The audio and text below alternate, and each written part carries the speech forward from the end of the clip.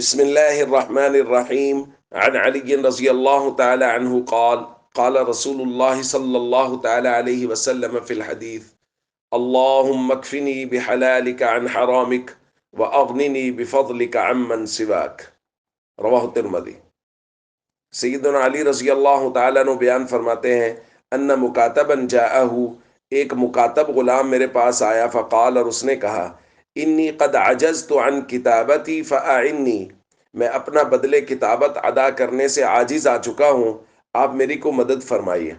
سیدنا علی رضی اللہ تعالیٰ عنہ نے فرمایا، الا اعلمک کلمات علمنیہن رسول اللہ صلی اللہ علیہ وسلم، کیا میں تمہیں کچھ کلمات، ایک دعا نہ تلقین کر دوں، سکھا دوں، جو مجھے رسول اللہ صلی اللہ علیہ وسلم نے سکھائی تھی؟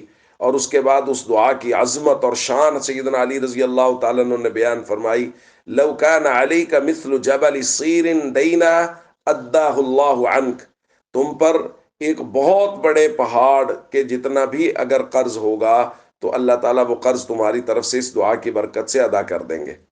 پھر دعا تلقین فرمائی، فرمایا، قل اللہم اکفنی بحلالک عن حرامک واغننی بفضلک عمن سواک، اے اللہ تو ہمیں حلال دے کر حرام سے کفایت کر دے، اور اپنے فضل سے نواز کر اپنے ماں سوا سے مانگنے سے بے نیاز کر دے۔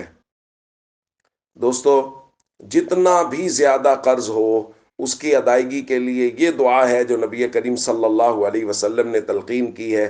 ظاہر ہے اس کے لیے سب سے، قرض کی ادائیگی کے لیے سب سے پہلے ضروری ہے کہ نیت خالص کریں کہ ہم نے قرض ادا کرنا ہے، اور جیسے جیسے اس کی کوئی نہ کوئی ترتیب بنے فوراً اس کو ادا کرتے چلے جائیں، اور کوشش کریں کہ قرض جتنا جلدی ادا ہو جائے، اور اللہ کی غیبی مدد کو حاصل کرنے کے لیے اس دعا کا معمول بنائیں۔ یقیناً بہت بڑے پہاڑ جتنا بھی قرض ہوگا تو اللہ اپنی رحمت سے اس دعا کی برکت سے ادا کرنے کے اسباب پیدا فرما دیں گے۔